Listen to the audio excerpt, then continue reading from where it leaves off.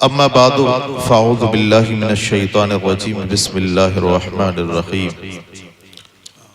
क़ुल इन्नल मौतल्लज़ी तफ़िर्रूना मिन्हु फ़इन्नहु मुलाक़ीकुम सदक़ल्लाहु मौलानल अज़ीम व नहनु अला ज़ालिका लमिनश शाहिदीन वश्शाकिरीन वल्हम्दुलिल्लाहि रब्बिल आलमीन।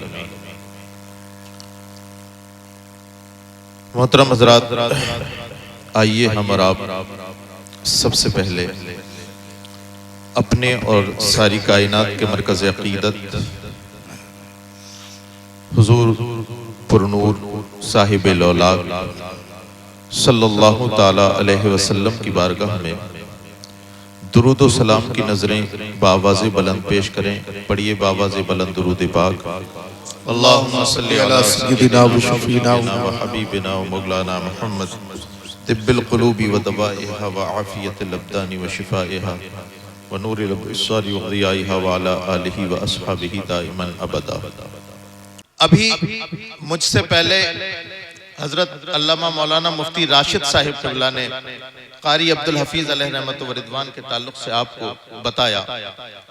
हज़रत बेइंतहा मुशफ़िक़ और मोहतरम अपने तलबा के साथ, अपने इलाके के तमाम हज़रात के साथ, ये उनकी इम्तियाजी औसाफ एक अलग है, लेकिन अगर आप उन जुमलों पर गौर करें कि हुजूर मुफ्ती आज़म रहमतुल्लाहि ताला अलैह के खास शागिर्दों में से हजरत का शुमार होता है।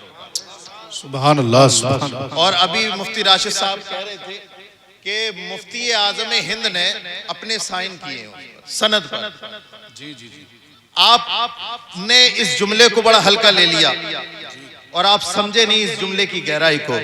मैं आपको बता दूं, मुफ्ती आज़म अलैहि रहमत व रिदवान के साइन वो साइन है जिसको लेने के लिए हुकूमत ने पूरा जोर लगाया। वाह वाह वाह, क्या बात है, वाह वाह वाह। मुफ्ती आज़म के साइन लेने के लिए पूरी हुकूमत ने जोर लगाया था, लेकिन न मिल सके।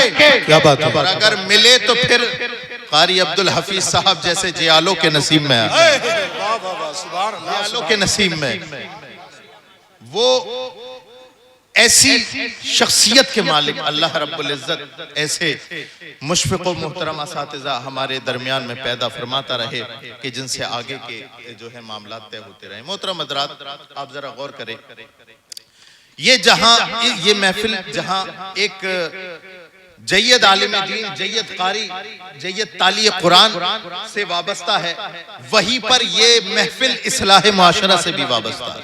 जी।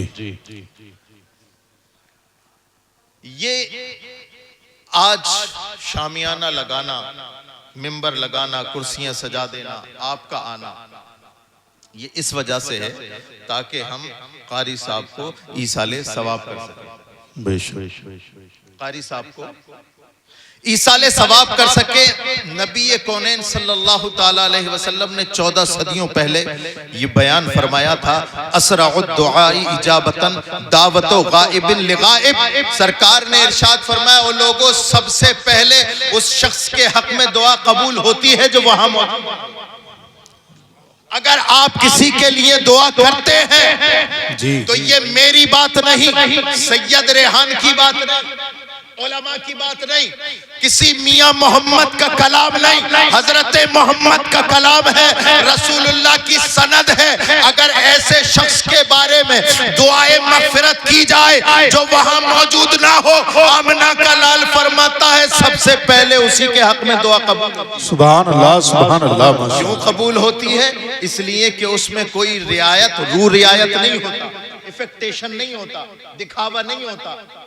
अगर आपने मेरे सामने मुझे दुआ दी तो क्या किया? बात तो तब है मैं आपके सामने मौजूद ना हूं, फिर भी आप मेरे लिए दुआ के लिए हाथ उठाएं कि अल्लाह फला को खुश रखे, क्यों? इसलिए कि सामने वाली दुआ में रियाकारी हो सकती है, लेकिन जब वो बंदा सामने ना हो उसके लिए दुआ की जाए, उसमें रिया नहीं होती, उसमें दिखावा नहीं होता, और अल्लाह को उससे बेहतर कोई इबादत पसंद ही नहीं जिसमें बेशक बेशक नारे तकबीर, नारे रिसालत, इसलिए कि आला हजरत फैजान हुजूर मुफ्ती आदम हिंद, फैजान मौज़मी लमा मुफ्ती सैयद रेहान मियां साहिब किबला। देखो आगे सरकार ने इरशाद फरमाया, मल मय्यतु फिल कब्री इल्ला कल गरीक़िल मुतगव्विस। सरकार ने 14 सदियों पहले बताया। आज हम हजरत कारी अब्दुल हफीज अलैहि रहमत व रिदवान के 40वें की महफिल का इनेकाद कर रहे हैं, लेकिन कुंदरकी वालों यहाँ से उठ के जाओ तो ये मत समझना कि हमारा काम तमाम हो गया, अब हम कारी साहब को नहीं जानते, कारी साहब हमें नहीं जानते।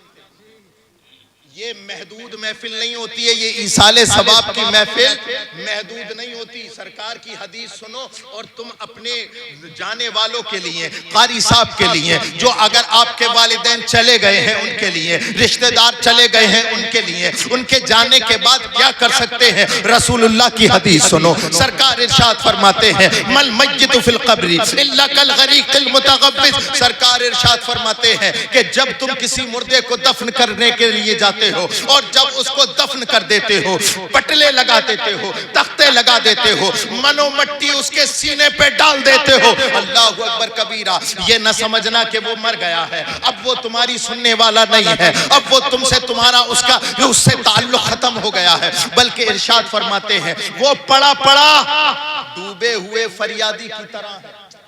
वो कब्र में लेटने वाला डूबे हुए फरियादी की तरह है। डूबने वाले फरियादी की तरह का मतलब क्या होता है? जैसे कोई पानी में डूब रहा हो, समंदर में डूब रहा हो, दरिया में डूब रहा हो, वो डूब रहा हो तो इंतजार किसका करता है? इसी बात का इंतजार करता है कि कोई मर्द कलंदर आए, कोई गोताखोर आए, मुझे इस डूबने से बचा करके साहिल और किनारे तक पहुंचा दे। डूबने वाला इस चीज का इंतजार करता है, चाहे समंदर में डूबे, दरिया में डूबे, डूबने वाला इसी चीज का इंतजार करता रहता है।